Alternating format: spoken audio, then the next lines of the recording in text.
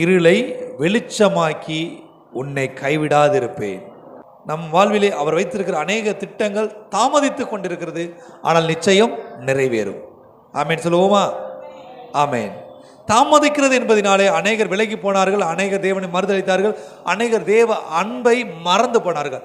நாமும் நித்திய காலமும் அவர் செய்வார் என்ற நிச்சயத்தோடு ஆபிரகாம் காத்திருந்தது போல அப்படி சந்ததியாகிய நாமும் காத்திருப்போம்.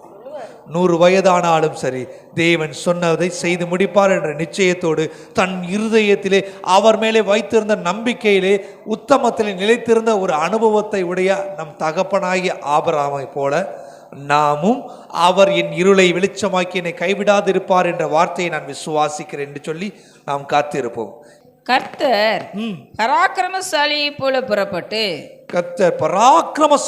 புறப்பட்டு யுத்த வீரனை போல் வைராக்கியம் உண்டு முழங்கி கர்ஜித்து தம்முடைய சத்துருக்களை மேற்கொள்ளுவார். அவர் ஒரு பராக்கிரமசாலியாக தன்னை மாற்றுகிறார். ஒரு சாதாரண வீரனுக்கும் ஒரு பராக்கிரமசாலிக்கும் நிறைய பெரிய வித்தியாசம் இருக்கு.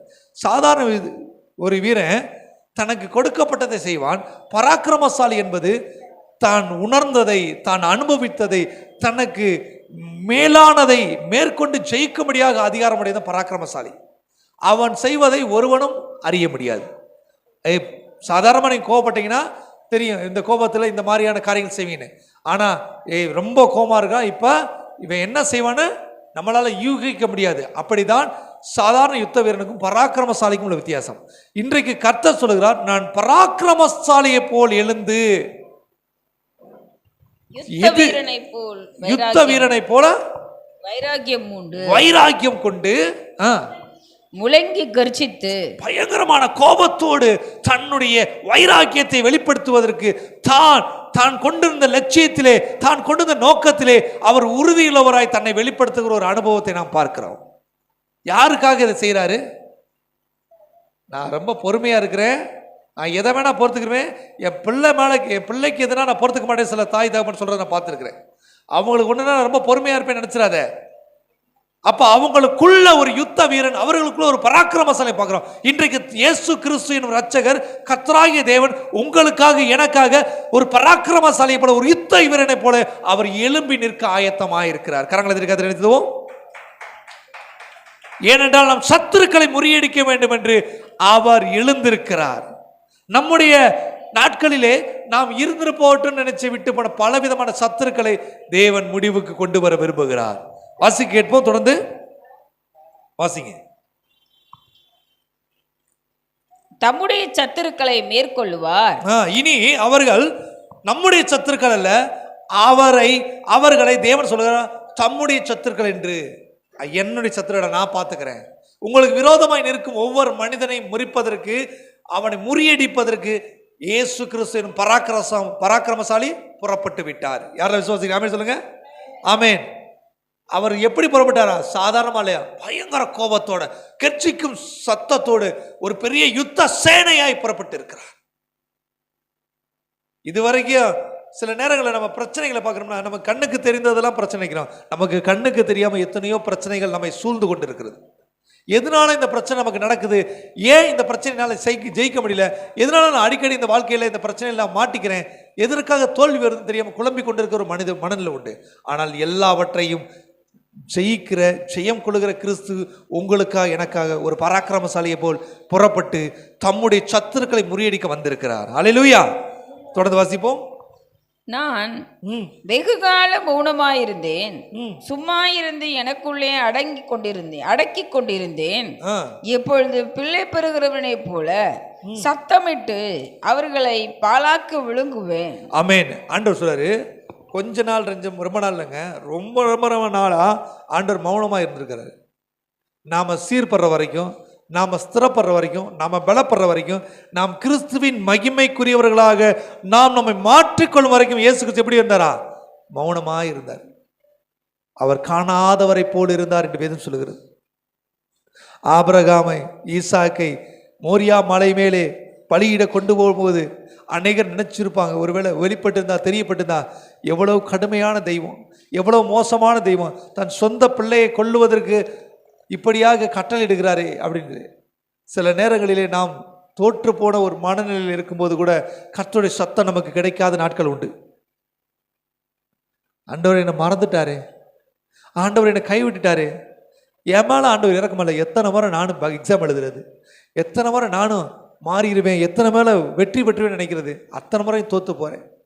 ஏன் ஆண்டவர் எனக்கு உதவி செய்ய மாட்டேன்றாரு, ஏன் ஆண்டவர் என்னை மறந்துட்டாரா அப்படின்னு நினைத்த உங்களோடு ஆண்டவர் சொல்லுகிறார், இன்றைக்கு நான் வெகு காலமாய் மௌனமாய் இருந்தேன்.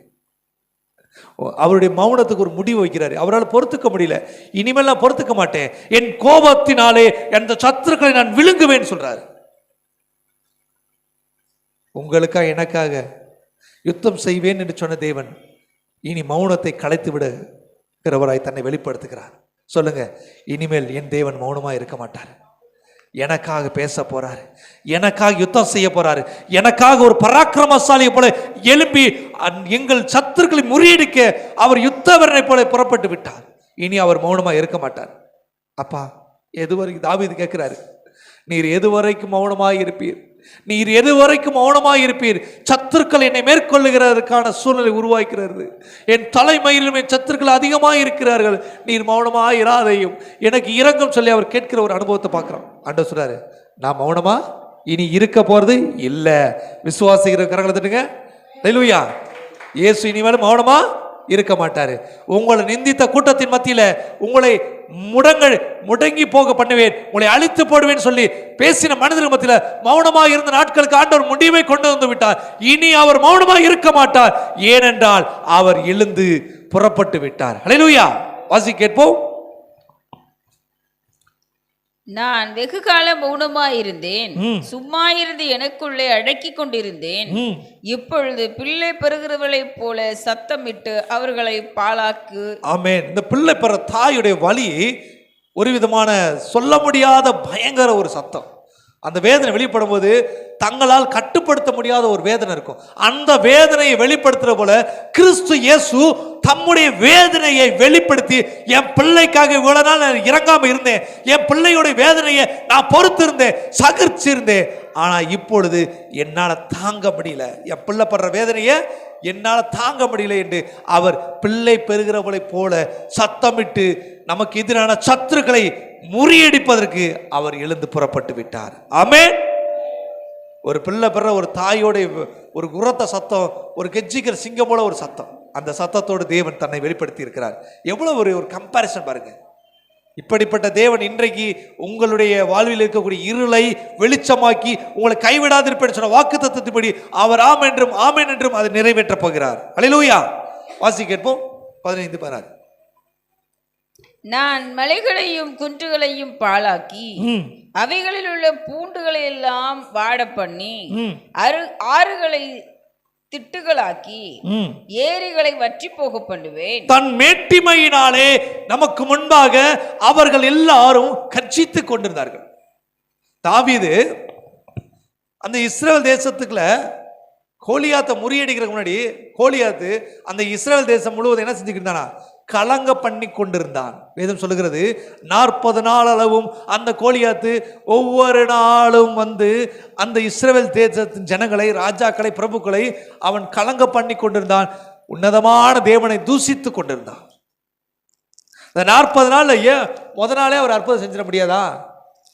இல்ல, அவர் தன் தாசனாகிய தாவீதுக்காய் காத்திருந்தார். அவன் வருமானமும் அவர் பொறுமையாய் இருந்தால் அவன் விசாரிக்க வந்தான். தேவன் அவனை கொண்டு இஸ்ரவேலுக்கு விடுதலை கொடுத்தார். இன்றைக்கும் நீங்களும் நானும் கூட எதேர்ச்சையாக இந்த வருடத்துக்குள்ள பிரவேசிக்கவில்லை. தேவ திட்டம் நிறைவேறும்படியாக கோலியாத்தை போல அநேக திட்டுக்களை, அநேக மேட்டிமைகளை, அநேக மலைகளை, அநேக பெருமைகளை உடைத்து தேவன் தம்முடைய ஜனங்களுக்கு ஒரு வெளிச்சத்தை தரும்படியாக நம்மை அழைத்து வந்திருக்கிறார். இதுவரை காணாத மேன்மையை, இதுவரை காணாத உயர்வை தேவன் உங்களுக்கு தருவதற்கு அவர் போதுமானவராய் இருக்கிறார். தன்னை வெளிப்படுத்துவதற்கு ஆயத்தமாய் இருக்கிறார். வாசிப்பு 16ஆம் வசனம். குருடரை அவர்கள் அறியாத வழியிலே நடத்தி அவர்களுக்கு தெரியாத பாதைகளில் அவர்களை அழைத்து கொண்டு வந்து அவர்களுக்கு முன்பாக இருளை வெளிச்சமும். யாரை இவ்வளவு நாள் நடத்துவது தெரியுமா? நம்மைத்தான் அவர் சொல்கிறார். கூட ரெண்டு கண் இருந்தும் பார்வையற்றவனாய் நாம் பயணித்த நாட்கள் உண்டு. தேவனுடைய சத்தத்துக்கு கொஞ்சம் கூட செவி கொடுக்காம எத்தனை முறை அதட்டினாலும், எத்தனை முறை திட்டினாலும், எத்தனை நேரம் கரம் பிடிச்சு இங்கே போகாத போகாத சொன்ன போதும் நாம் அவருடைய வார்த்தைக்கு செவி கொடாமல் குருடனை போல குழியில விழுந்து வேதனைப்பட்டு இருந்த நாட்கள் உண்டு. ஆண்டவர் சொல்றாரு, குருடனை போல இருந்தது போதும், பார்வையற்றவனை போல நீ பாதையை மாறி பள்ளமாய் விழுந்தது போதும் என்றால் நானே உனக்கு பரிகாரி என்று சொல்கிறார். அதை நடத்துவதற்கு அவர் அனுமதி கொடுத்தார். வனாந்தர வாழ்க்கையை யார் அனுமதிச்சது? தேவன் தான். அந்த குருட்டாட்டத்தின் வழியிலே தேவன் நம்மை நடத்தினது உண்மைதான். ஏனென்றால் தேவனை பார்க்கக்கூடிய கண்களிலே தேவையற்றதை பார்த்ததினாலே, உலகத்தின் காரியத்தில் வீழ்ந்து போனதினாலே தேவன் அந்த வழியாய் நடத்தி வந்தார். உங்களை என்னை மாத்திரம் இல்ல, இஸ்ரவேல் ஜனங்களை அப்படித்தான் தேவன் நடத்தி வந்தார். இன்றைக்கு ஆண்டவர் சொல்றாரு, உன் இருளை வாசிப்போம் அந்த வசனத்தை,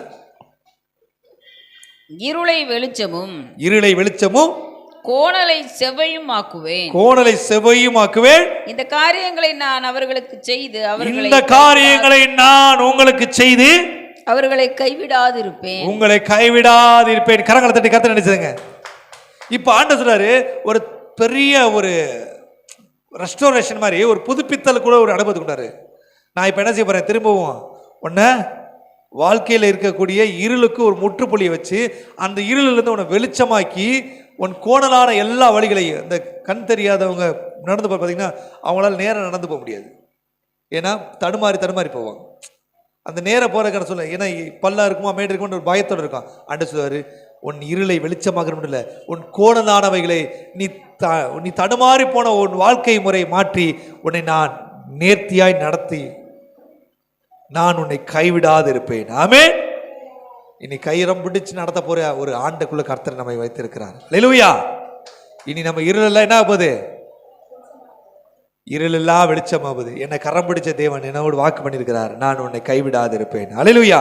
வாசிக்க கேட்போம். நம்முடைய இருளுக்குள்ள நம்ம எப்படிப்பட்ட பிரச்சனைகள் நம்ம இருந்தது தெரியுமா? அதே ஏசாயா 42 அதிகாரம் 6-7 வசனம் வாசிப்போம். நீர் குருடருடைய கண்களை திறக்கவும், கட்டுண்டவர்களை காவலில் இருந்தும் இருளில் இருக்கிறவர்களை சிறைச்சாலையில் இருந்தும் விடுவிக்கவும். நாம இதுவரைக்கும் கட்டப்பட்ட நிலைமையில சிறையின் அனுபவத்தில் இருந்த நம்மளை ஆண்டவர் விடுவிக்கிறதுக்கு ஆயத்தமா இருக்கிறார். நாம நினைக்கிறோம், நான் விரும்பி இதை செய்யலையே, என்ன அறியாம தான் இந்த பாவம் செஞ்சேன், என்ன அறியாம தான் இந்த பிரச்சனைகளை மாட்டிக்கிட்டேன் அப்படின்னு நீங்க சொன்னீங்கன்னா ஆண்டு சொல்றாரு, உன் கட்டுக்களை நான் முறிக்கிறேன், உன் சிறையிருப்பை நான் மாட்டுகிறேன், அதிலிருந்து என்னால் உன்னை விடுவிக்க முடியும் என்று ஆண்டவர் சொல்லுகிறார். அநேக காரியங்களை அடிக்கடி எமிமா சொல்ல ஒரு காரியம் உண்டு, எனக்கு எல்லாமே மறந்து போகுது, நான் படிக்கிறது ஞாபகம் வர மாட்டேங்குது. இன்றைக்கு ஆண்டவர் சொல்றாரு, உன் கட்டுக்களை உன் கனவீனங்களை உன்னுடைய தடுமாற்றங்களை தேவன் மாற்றுகிறார். உன் சிறையிருப்புக்கு தேவன் ஒரு முடிவை கொண்டு வந்து உன்னை விடுவிக்கிறவராய் தன்னை வெளிப்படுத்துகிறார். வாசிப்போம். நீர் குருடருடைய கண்களை திறக்கவும், கட்டுண்டவர்களை காவலில் இருந்தும் இருளில் இருக்கிறவர்களை சிறைச்சாலையில் இருந்தும் விடுவிக்கவும் கர்த்தராகிய நான் நீதியின்படி உம்மை அழைத்து. அவர் சொல்றாரு, நீ என் புள்ள. அவருக்கு ஒரு குவாலிட்டி இருக்கு. எவ்வளவுதான் கோவப்பட்டாலும் நாம சில நேரம் நம்ம பிள்ளைகளை நேசிக்கிறான். பொல்லாதவர்களை நீங்கள் உங்கள் பிள்ளைகளுக்கு நல்ல ஈவை கொடுக்க அறிந்திருக்கிற போது உங்கள் பரமைப்பு தான் உங்களுக்கு கொடுக்காமல் இருப்பது எப்படி? நாமளே கோவப்பட்டா சில நேரம் அரவணைச்சு பிள்ளையை கட்டி பிடிச்சு பிள்ளைக்கு தேவையை திரும்பி சந்திக்கிறான். பிள்ளைகளை அதிகமாக நேசிக்க தெரியாத நமக்கே இவ்வளோ பெரிய ஞானத்தை தேவன் கொடுத்துப்பானா? ஞானத்தின் தேவன். அவர் சொல்றாரு, உன் சிறை இருப்பையும் உன் கட்டுக்களை முறித்து என் நீதியின்படி, அவருக்கு ஒரு நீதி இருக்கு, என் பிள்ளைகளை நான் என்னை அல்லாமல் ஒருவனும் மீட்க முடியாது அவர் தெரியும். அதனால அவர் தம் மகிமையின் நீதியின்படி நம்மை மீட்கிறவராய் வெளிப்படுகிறார். அல்லேலூயா. வாசிங்க. நீதியின்படி நம்மை அழைப்பித்து உம்முடைய கையை பிடித்து, ஏன் சொல்றாரு, உன் கையை நான் பிடிக்கிறேன், உன் கையை பிடித்து உம்மை தற்காத்து. அப்பா, எவனை இனிமேல் என் பிள்ளைய தொடக்கூடாது. வேதம் சொல்லுகிறது, உன்னை தொடுகிறவன் என் கண்ணின் கருவிலியை தொடுகிறான். இதுவரைக்கும் ஒருவேளை நீ சிறைச்சாலையின் அனுபவத்தில் இருக்கலாம், கட்டுண்ட ஒரு அனுபவத்தில் இருக்கலாம், எல்லாவற்றிலும் தோற்று போன ஒரு மனிதனாக இருக்கலாம், வெற்றியின் பாதை உனக்கு முன்பாய் மறைக்கப்பட்ட ஒரு வாழ்க்கைக்குள்ள இருக்கலாம். ஆனால் இப்பொழுது கிறிஸ்து இயேசு சொல்கிறார், நான் உன் கையை பிடித்து சொல்லுங்க. உன்னை தற்காத்து உன்னை தற்காத்து உம்மை ஜனத்திற்கு உடன்படிக்கையாகவும். உன் ஜனத்திற்கு உன்னை உடன்படிக்கைனா என்னது? உடன்படிக்கைனா அவருடைய வார்த்தை, உடன்படிக்கைனா அவருடைய மகிமை.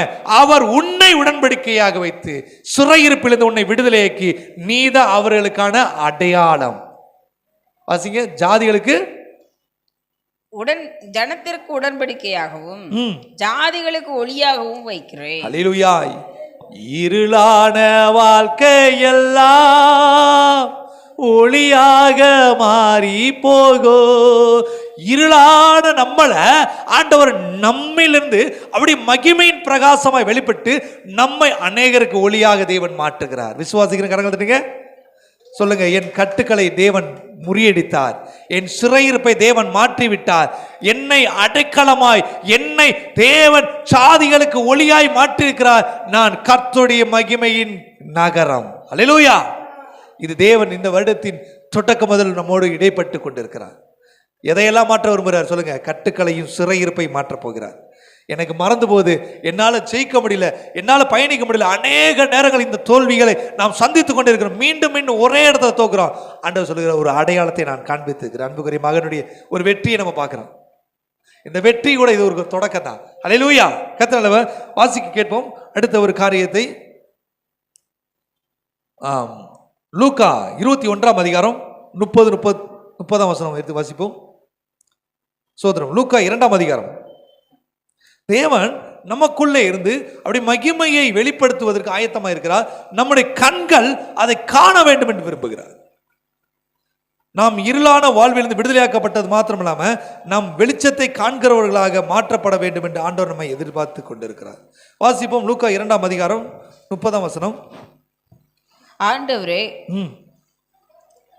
பிரஜாதிகளுக்கு பிரகாசிக்கிற ஒளியாகவும் உம்முடைய ஜனமாகிய இஸ்ரவேலுக்கு மகிமையாகவும் தேவரீர் சகல ஜனங்களுக்கு முன்பாக ஆயத்தம் பண்ணின உம்முடைய இரட்சணியத்தை என் கண்கள் கண்டது என்றான். அவருடைய பிரகாசத்தை நம் கண்கள் காணப்போகிறது. இந்த சிமியோனை குறித்து வேதம் சொல்கிறது. அவர் காத்து கொண்டிருந்தார் கர்த்தரை காணும் அளவும் காத்து கொண்டிருந்தார். நாம் வெற்றியை காணும் வரைக்கும், தேவனுடைய ஒளியாகிய அப்படி மகிமையை காணும் வரைக்கும் நாம் காத்திருந்தபடினாலே கர்த்தருடைய வார்த்தை நமக்கு இப்படியே சொல்கிறது. அவருடைய இரட்சணியத்தை என் கண்கள் கண்டது.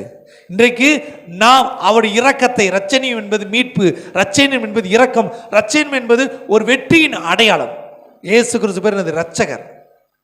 யாருக்காக இரட்சகர் வந்தார்? உங்களுக்காக, எனக்காக. இன்றைக்கு அந்த சிமியன் சொன்ன ஒரு வார்த்தை, கர்த்தருடைய இரட்சணியத்தை என் கண்கள் கண்டது. உங்க வாழ்க்கையிலையும் அவருடைய வெற்றியை அவர் உங்களுக்காக பராக்கிரமசாலியை புறப்பட்டு அவர் வெற்றியுள்ள ஒரு பிரகாசிப்பிக்கிற ஒளியாய் அவர் வெளிப்படுவதை உங்கள் கண்கள் காணும். என் கண்ணு பார்த்தா போதுமா? என் கண்ணு பார்த்தா போதுமா? முதலாவது என் கண்ணு நம்பணும். ஆண்டவர் அன்றைக்கு சிமியோனுக்கு சொன்ன வார்த்தையை, சிமியோன் மூலமாக வெளிப்படுத்தின வார்த்தை, முதலாவது இரட்சணியத்தை என் கண்கள் கண்டது. வாசிப்போம். வெளிப்படுத்தல் 21ஆம் அதிகாரம். தேவனுடைய வெளிப்பாட்டை உடையவர்களாக, தேவன் வெற்றி கொள்ளுகிறவர்களாக, எனக்குள் வெளிப்பட்டு இருக்கிறார் என்ற நிச்சயத்தை உடையவர்களாக நாம் பயணிக்க போற வருஷம் தான் இந்த 2025. இங்க இருள் இருக்குமானா இருளுக்கு முடிவு இருக்கும், வெளிச்சத்துடைய வல்லமை நம்ம வாழ்க்கையில் வெளிப்பட்டு இருக்கும். ஏனென்றால் நம் கண்கள் காண தொடங்கி இருக்கிறது. பன்றியின் கீழ் முத்துக்களை போடுவது நல்லதல்ல. ஏன்னா பன்றினால அதனுடைய வேல்யூ தெரியாது. ஆண்டவர் நம்மை முத்துக்களாக மாற்றி இருக்கிறார். பன்றியின் கீழ் போடுவதற்காக அல்ல, பரலோகத்திலே தேவனுடைய கிரீடத்தின் பிள்ளைகளாக மகிமையின் பிரகாசமாக வெளிப்படும்படி தேவன் நம்மை மாற்றி இருக்கிறார். உலகத்தில் வீணான மனிதர் மத்தியில் நம்ம ஆண்டவர் இனிமேல் என்ன செய்ய மாட்டார்? அனுமதிக்க மாட்டார். வாசிப்போம். வெளிப்படுத்தி 21ஆம் அதிகாரம் 23ஆம் வசனம் தொடங்கி வாசிப்போம். 21ஆம் அதிகாரம் 23ஆம் வசனம் தொடங்கி. நகரத்திற்கு வெளிச்சம் கொடுக்க சூரியனும் சந்திரனும் அதற்கு வேண்டுவதில்லை. ஆமென். நம்மை தேவன் சொல்றார் கர்த்தருடைய நகரம் என்று நம்மை மாற்றுவதற்காக வந்து அவர் விரும்புகிறார். நமக்கு ஒரு வெளிச்சத்தை இந்த பூமியிலிருந்து ஆண்டவர் கொடுக்க விரும்பல. இந்த நகரத்துக்கு என்ன இங்க வெளிச்சம் வேணாமா? சூரியனோ சந்திரனோ தேவையில்லை. எந்த வெளிச்சம் நமக்குள்ள இருக்குன்னு ஆண்டவர் சொல்றாரு. வாசிப்போம். தேவனுடைய மகிமையே அதை பிரகாசிப்பித்தது. தேவனுடைய மகிமையை ஆலயத்தை பிரகாசித்தது. இந்த சரீரமாகிய ஆலயம் பிரகாசிப்பதற்கு எந்த சூரியனும் எந்த சந்திரனும் தேவையில்லை. கர்த்தருடைய மகிமையே நம்மை பிரகாசிக்கும் என்று வேதம் நமக்கு திட்டமாய் வெளிப்படுத்தி கொண்டது. வேதத்துல நம்ம வாசிக்கிறோம்ல, ஏசாயா 60:20 இனி சூரியன் உனக்கு வெளிச்சத்தை தராமல் பகலில் வெளிச்சத்தை தராமலும் சந்திரன் உனக்கு இரவில் வெளிச்சத்தை தராமலும் கர்த்தரே உனக்கு நித்திய வெளிச்சமாய் இருப்பார். ஏனென்றால் நான் கர்த்தருடைய நகரமாய் மாற்றப்பட்டிருக்கிறேன். கர்த்தருடைய ஆலயமாகிய என் வாழ்விலே கர்த்தருடைய மகிமை இருக்கிறது. எந்த சூரியனும் நமக்கு தேவையில்லை. சொல்லுங்க, எந்த சந்திரனும் தேவையில்லை. இயேசு என்ற ஒரே மெய்யான மகிமையின் பிரகாசம் நம்மேலே நித்திய காலமாய் உதிப்பதற்கு ஆயத்தமாய் இருக்கிறது. இந்த வருடம் வெளிச்சத்தின் ஆண்டிலே கர்த்தர் நம்மை சூரியன் மத்தியில அல்ல, சந்திரன் மத்தியில, தம்முடைய மகிமையின் மத்தியிலே நடத்த போகிறார். அல்லேலூயா சொல்லுங்க. நானே அந்த நகரம். இந்த நகரமாகிய இந்த ஆலயத்துக்குள்ள கர்த்தருடைய மகிமை வெளிப்படுவதற்கு ஆயத்தமாய் இருக்கிறது. அல்லேலூயா. வாசிப்போம் தொடர்ந்து. 23 நகரத்திற்கு வெளிச்சம் கொடுக்க சூரியனும் சந்திரனும் அதற்கு வேண்டுவதில்லை. தேவனுடைய மகிமையே. இந்த சூரியன் சந்திரன்னா நீங்க நல்லா புரிஞ்சுக்கலாம். உலகத்தின் காரியத்தை, உலகத்தின் இயற்கை சூழ்நிலைகளை தான் ஆண்டவர் நமக்கு சொல்றார். உன் பக்கத்தில் 1000 பேரும் உன் வலது பக்கத்தில் 16,000 பேர் விழுந்தாலும் அதெல்லாம் நடக்கத்தான் செய்யும். அது உன்னை அணுகாது. நாம இனி ஒரு மனித தயவையோ உலகத்தின் சூழ்நிலை தயவையோ இயற்கை சூழ்நிலை காரியத்தையோ நம்ம எதிர்பார்க்க வேண்டிய அவசியம் இல்லை. நல்ல நேரம் வரட்டும், நல்ல காலம் பிறக்கட்டும், நல்ல சூழ்நிலை வரட்டும் அப்படி நீங்க நானும் எதிர்பார்க்க வேண்டிய வருஷம் இது இல்லை. ஏனென்றால் எந்த சூரியனையோ எந்த சந்திரனையும் ஆண்டவர் மட்டும் வெளிச்சமா கொண்டு வர விரும்பல. தன்னைத்தானே மகிமையின் பிரகாசமாக நம் வாழ்விலே ஆண்டவர் கொண்டு வர விரும்புகிறார். கரங்கத்திற்குமா யாருக்கெல்லாம் சொல்றீங்க, எந்த மனுஷனை நோக்கிய கண்கள் பார்க்காது, அப்படி இரட்சணியத்தின் மகிமையின் பிரகாசிக்கிற ஒளி நோக்கி தான் கண் பார்க்கும். ஏன்னா எனக்கு வெளிச்சம் கொடுக்குற ஒருத்தர் இருக்கிறாரு. அவருக்கு பேரு நித்திய வெளிச்சத்தை தருகிற கிறிஸ்து இயேசு. எனக்கு பகலும் கிடையாது, இரவும் கிடையாது, எப்பொழுதும் நான் வெளிச்சத்துல தான் இருப்பேன். வாசிப்போம், வாசிங்க. 24 ரட்சிக்கப்படுகிற ஜனங்கள் அதன் வெளிச்சத்திலே நடப்பார்கள். யாரெல்லாம் நடக்க போறாங்களா சொல்லுங்க. இனிமேல் ரட்சிப்புக்கு ஏற்ற விதமாய் தன் இருதயத்தில் ஆயத்தம் உள்ளவர்கள் உங்கள் வெளிச்சத்தில் உங்களுக்குள் இருக்கும் தேவனுடைய மகிமையை காணும்படியாக இவரே தேவனுடைய பிள்ளை, இவர்களுக்குள் இருக்கிறது தேவனுடைய மெய்யான வெளிச்சம் சொல்லி அவர்கள் நம்பத்தக்க ஒரு வாழ்வுக்குள்ளே ஆண்டவர் உங்களை நடத்துவதற்கு ஆயத்தமாய் இருக்கிறார். நம்மை நிந்தித்த நாவுகள், நம்மை தூஷணமாய் பேசின மனிதர்கள், நம்மை அழிக்க வகை தேடின யுத்த மனிதர்கள் எல்லாவற்றையும் தேவன் ஒரு முடிவுக்கு கொண்டு வந்துவிட்டார். ஏனென்றால் கர்த்தர் நமக்கு வெளிச்சமாகி நாம் ரட்சிக்கப்படுகிறவர்களுக்கு வெளிச்சமாக மாறிய தேவன் நம்மை நடத்தி கொண்டிருக்கிறார். வாசிப்போம். பூமியின் ராஜாக்கள் தங்கள் மகிமையையும் கனத்தையும் அதற்குள்ளே கொண்டு வருவார்கள். ஏசியா புத்தகம் வாசிக்கும்ல, எலும்பு சீயோன எலும்பு எங்க இருக்க, ராஜாக்கள் உன்னை தேடி வருவார்கள். இந்த ராஜாக்களுடைய கணங்களை, ராஜாக்களுடைய மேன்மைகள் நீங்கள் தேடி போவதில்லை, உங்கள் மேல் இருக்கக்கூடிய கர்த்தருடைய மகிமை கொண்டு வரும். சாலமோன் ராஜாவை குறித்து வேதம் சொல்கிறது, சாலமோனுடைய ஞானத்தை கேள்விப்பட்டு எல்லா தேசத்திலும் ராஜாக்கள் பொன்னையும் வெள்ளியும் கொண்டு வந்து சாலமோன் கொடுத்தாங்களா. சாலமோன் நாட்களில் ஒரு யுத்தம் கிடையாது, யுத்தமே இல்லாத ராஜா யாரு, சாலமோன். ஆனா அவர் வாழ்க்கையில் பொண்ணு வெள்ளி எப்படி வந்துச்சா, கணக்கில்லாம வந்துச்சு. காரணம் என்ன தெரியுமா, தேவனுடைய மகிமை, தேவனுடைய பிரகாசம், தேவனுடைய ஞானம் சாலமோனுக்குள்ள இருந்தபடினாலே ராஜாக்கள் தேடி வந்தார்கள். அவர்களுக்குள்ள இருந்த ஞானத்தை கேள்விப்பட்டு சொல்லுங்க, இந்த வருஷத்துல ராஜாக்கள் என்னை தேடி வருவார்கள். யாரெல்லாம் விசுவாசிக்கிறீங்க கரங்க தருங்க. ராஜ்யங்கள் உங்களை தேடி வரும், தேவ மகிமைகள் உங்களை தேடி வரும், தேவ புத்திரர்கள் உங்களை தேடி வருவார்கள், தேவ பிள்ளைகள் உங்களை தேடி வருவார்கள். ஏனென்றால் கர்த்தர் உங்கள் மேல் மகிமையின் வழியாய் வெளிப்பட்டு இருக்கிறார். உங்கள் இருளை தேவன் முடித்து வைத்திருக்கிறார். உங்களை கைவிடாது இருக்கிற தேவன், உங்களை கரம் பிடித்த தேவன் பேசிக் கொண்டிருக்கிறார். விசுவாசிகள் கரங்களை தட்டுங்க. அல்லேலூயா. கர்த்தருடைய நகரம் என்று ஆண்டவர் உங்களை சொல்லிக் கொண்டிருக்கிறார். அல்லேலூயா. வாசிப்போம்.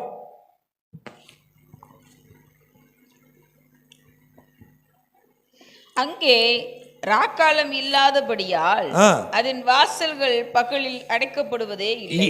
என்ன வார்த்தை இருக்கு, எங்கே ராக்காலம் இல்ல சொல்லுங்க, என் வாழ்க்கையில் இனி ராக்காலம் இல்லை. ராக்காலம் என்னது? இரவன் என்னது? இருளோட விஷயம். இனி என் வாழ்க்கையில் இருள் இல்லை, இருளுக்கு அனுமதி இல்லை. இது ஆக்சுவலாக இது பரலோராஜ்யத்தை குறித்து பேசப்படுறதுதான், தேவனுடைய தேவ திட்டத்துக்கு நேரம் போக போகிறதான். ஆனால் ஆண்டவர் இன்றைக்கு நம்மை கூட என்ன செய்கிறாரு? ஒரு தேவனை நகரமாய் மாற்றுவதற்கு ஒரு முன்குறித்த ஒரு அடையாளத்தோட ஏசி 60 படிக்கிற வசனத்தை போல எனக்கு தொடர்ச்சி. சொல்லுங்க, என் வாழ்க்கையில் இனி ராக்காலம் இருள் இல்லை. அல்லேலூயா. என் வாழ்க்கையில் இனி வெளிச்சம் தான். அந்த வெளிச்சத்துக்கு பேர் என்னது? கர்த்தரே எனக்கு நித்திய வெளிச்சம். வாசிங்க.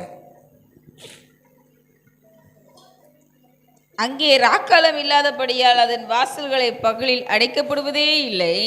இந்த வாசல்களை இனி அடைக்கப்பட்ட வாசல்களை வேதம் சொல்லுகிறது, வெளிப்படுத்தல, இதோ நான் திறந்த வாசலை உனக்கு முன்பாய் வைத்திருக்கிறேன், அதை ஒருவனும் பூட்ட முடியாது. அல்லேலூயா. கர்த்தர் எனக்காக ஒரு வாசலை திறந்திருக்கிறார். அவர் திறந்த வாசலை ஒருவனும் பூட்ட முடியாது. ஏனென்றால் கர்த்தர் என் மேல் மகிமையின் ஒளியாய் இருக்கிறார். என்னை தேடி வருகிற ஒரு பெரிய ராஜா கூட்டத்தை நான் விசுவாசிக்கிறேன். இந்த வருடத்திலே தேவன் இந்த வாக்குத்தத்தின்படி நம்மை அநேக ராஜாக்களும் ராஜ்யங்களும் தேடி வரும். கரங்களை தட்டிமோமா? விசுவாசரு நீங்கள் அல்ல, உங்களுக்குள் இருக்கும் தேவ மகிமை அதை அழைத்து வரும். உங்களுக்குள்ள இருக்கும் தேவ திட்டம், உங்கள் மேலே இருக்கக்கூடிய தேவ ஞானம், உங்களை குறித்த தேவன் வைத்திருக்கிற ஒரு இரட்சணியத்தின் அடையாளம் அதை அழைத்து வரும்படி தேவன் செய்வார். கேள்விப்பட்டு ரட்சிப்பின் ஜனங்களாய், ரட்சிக்கப்படுகிறவர்களாய், பூட்டப்படாத கதவு போல இந்த ஆலயமும் உங்கள் வாழ்வும் தேவனுடைய ராஜ்யத்திற்கென்று ஒப்பு கொடுக்கப்பட்டதாய் இருக்கும். இந்த ஆலயம் தேவனுடைய நகரமாய் மாறும். ஆலயத்தின் பிள்ளைகள் தேவனுடைய பிள்ளைகளாய் மாறுவீர்கள். நிச்சயமாய் உங்கள் இருள் இனி ஒரு நாளும் செயல்படாது. கர்த்தர் சொல்லுகிற வார்த்தை, தம்முடைய மகிமையின் சிங்காசனத்துக்கு நேராய் தம்முடைய இரக்கத்தின் வழியாய் உங்களையும் என்னை நடத்தி கொண்டிருக்கிறார். சொல்லுங்க, என் வீடு இனி அடைக்கப்படாது, என் வாழ்வு இனி அடைக்கப்படாது. என் வீடும் என் வாழ்வும் என் ஆலயம் திறந்திருக்கும். அநேக ராஜ்யங்கள் வரும்படியாக, அநேக ராஜாக்கள் வரும்படியாக, அநேக ரட்சிப்பின் அடையாளத்தை காணும்படியாக தேவன் வாசலை திறந்து வைத்திருக்கிறார். வாசிப்போம். அல்லேலூயா. அடுத்த வசனம். உலகத்தாருடைய மகிமையையும் கனத்தையும் அதற்குள்ளே கொண்டு வருவார்கள். எதற்குள்ள கொண்டு வருவாங்களா? உங்களுக்குள்ள எனக்குள்ள தேவன் வைத்திருக்கிற அந்த திறக்கப்பட்ட மகிமையின் ஆலயத்துக்குள்ள, மகிமை நகரத்துக்குள்ள உலகத்தார் தங்கள் கனத்தையும் மேன்மையும் கொண்டு வருவார்கள். ஏனென்றால் இது வெளிச்சத்தின் நகரம், இது வெளிச்சத்தின் அடையாளம். இங்கே கிறிஸ்து தம்முடைய மகிமை விளங்க பண்ணி கொண்டிருக்கிறார் என்று சொல்லி கேள்விப்பட்டு உலகத்தின் மனிதர்கள் கனத்தையும் மேன்மை கொண்டு வருவார்கள். விசுவாசிக்கிறீங்களா? ஆமென் சொல்லுங்க. ஆமென். துஷ்டன் இனி உன் வழியாய் கடந்து வருவதில்லை, அவன் முழுவதும் சங்கரிக்கப்பட்டான். இனி எந்த வாசல் செல்ல சொல்லுவாங்க, டே கதவை திறந்து வச்சுறாரா, கண்ட நாய் உள்ளுக்குள்ள வரப்போகுதுன்னு சொல்லி விளையாட்ட பேசுவாங்க. இனி எந்த கதவை திறந்து வச்சாலும் நம்ம இருக்கக்கூடிய கர்த்தருடைய மகிமையை காணும்படியாக ராஜாக்கள் தான் வருவாங்க. தேவ திட்டங்கள் நிறைவேறும்படியாக ராஜ்யங்களின் தங்கள் கணங்களின் தங்கள் மேன்மைகளை தான் கொண்டு வருவாங்க. ஆமென். வாசிப்போம். தீட்டுள்ளதும் அருவருப்பையும் பொய்யையும் நடப்பிக்கிறவரும் ஆகிய ஒன்றும் அதில் பிரவேசிப்பதில்லை. இதெல்லாம் பிரவேசிக்காது. தீங்கு இனிமேல் நம் வழியாய், நம் வாசல் வழியாய், நம் வீட்டிலே, நம் ஊழியத்திலே இனி பிரவேசிப்பது இல்லை. ஆமென். கர்த்தருடைய வார்த்தை நமக்குள் திட்டமும் தெளிவுமாய் வெளிப்படுத்தப்பட்டு கொண்டிருக்கிறது. ஹல்லேலூயா. இந்த வெளிச்சத்துக்குள்ள பாத்தீங்கன்னா இந்த நெருப்புலப்பட்ட பூச்சியை போல சொல்லுவாங்க. அப்படி வெளிச்சம் நினைச்சா இந்த சில பூச்சிகள் பறந்து வரும். அந்த நெருப்புல பட்டு என்ன ஆயிரும்? செத்து போயிடும். இந்த வெளிச்சம் மகிமையின் வெளிச்சம். இங்கே தீங்கு செய்வதற்கோ ஒரு மனுஷனுக்கும் அதிகாரம் இல்லை, அதன் வழியாய் கடந்து வருவதும் இல்லை. கர்த்தர் நமக்கு வெளிச்சமாய் இருக்கிறார். இன்னொரு வசனத்தை வாசிக்க கேட்போம். சோதராண்டவர் யோசுவா 3ஆம் அதிகாரம்,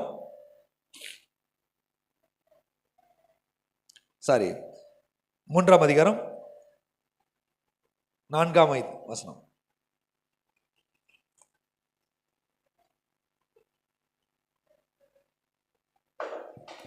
வாசிப்போம்.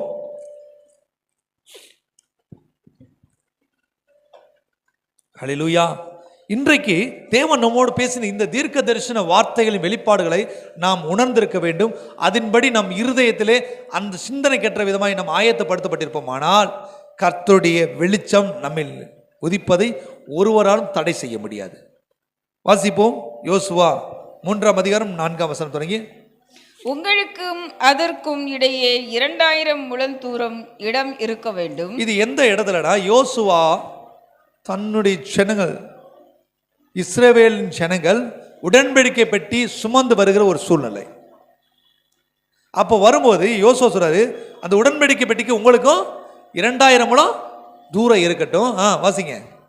நீங்கள் நடக்க வேண்டிய வழியை அறியும்படிக்கு அதற்கு சமீபமாய் வராதிருப்பீர்களாக. எங்க வரக்கூடாது? எங்க வரக்கூடாது? அந்த உடன்படிக்கை பெட்டியின் வார்த்தையை பின்தொடரணும். அந்த உடன்படிக்கை பெட்டியின் மகிமையை பின்தொடரணும்.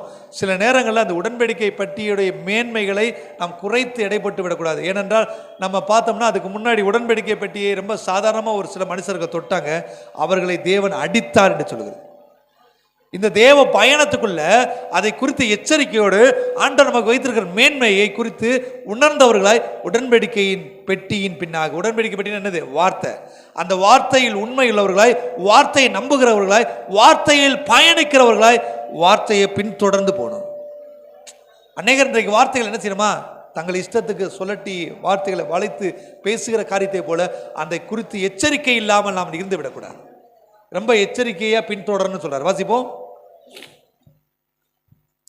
நீங்கள் நடக்க வேண்டிய வழியை அறியும்படிக்கு அதற்கு சமீபமாய் வராதிருப்பீர்களாக. இதற்கு முன்னே நீங்கள் ஒருபோதும் இந்த வழியாய் நடந்து போகவில்லை என்றும் சொல்லி கட்டளையிட்டார். ஒரு புதிய வழியை தேவன் நமக்கு கட்டளையிடுகிறார். அல்லேலூயா. எதனால தெரியுமா? எது மூலம் தெரியுமா? வார்த்தையின் மூலமாக. இந்த வார்த்தையின் மூலமாக இதுவரை நீங்கள் ஒரு காலம் நடந்துராத ஒரு புதிய வழியை இந்த ஆண்டிலே கர்த்தர் உங்கள் வாழ்விலே கட்டளையிட்டு இருக்கிறார். கரங்களை தட்டுங்க. அல்லேலூயா. இதுக்கு முன்னாடி இந்த பயணத்தை நான் பார்த்ததில்லை, இது என்ன புது பயணமா இருக்கு. ஏனென்றால் வேதம் சொல்கிறது, இதுவரை நீங்கள் ஒரு காலம் இந்த வழியாய் நீங்கள் பிரவேசித்ததில்லை. இந்த 2025 போல உங்கள் வாழ்வில் இதற்கு முன்பாக ஒரு நாளும் உங்கள் வாழ்விலே இருந்தது இல்லை. அல்லேலூயா. அப்படிப்பட்ட விசேஷமான வாசல் வழியை தேவன் உங்களை நடத்தி வருகிறார். வாசிப்போம். யோசுவா ஜனங்களை நோக்கி, யோசுவா ஜனங்களை நோக்கி உங்களை பரிசுத்தம் பண்ணிக் கொள்ளுங்கள். ஆண்டவர் சொல்றாரு, இன்றைக்கு உன்னை திரும்பவும் புதுப்பித்துக்கொள். எதுக்காக தெரியுமா? நாம போகிற வழி ஒரு வெளிச்சத்தின் வழி. அங்க ஒரு சின்ன அழுக்கு கூட இருக்கக்கூடாது, சின்ன கரையோ சின்ன புலம்புல சின்ன முறுமுறுப்போ இருக்கக்கூடாது. இஸ்ரவேல் ஜனங்களை மீட்டெடுக்கிட்டு அவர் வனாந்தரத்து வரும்போது ஜனங்கள் அவர்கள் சங்காரமாவதற்கு ஒரு காரியம் செஞ்சாங்க. என்ன செஞ்சாங்க? முறுமுறுத்தாங்க, தேவனை நிந்திச்சாங்க, தேவனை தூஷிச்சாங்க. கடந்த நாட்களில் யோபுவை குறித்து பார்த்தோம்.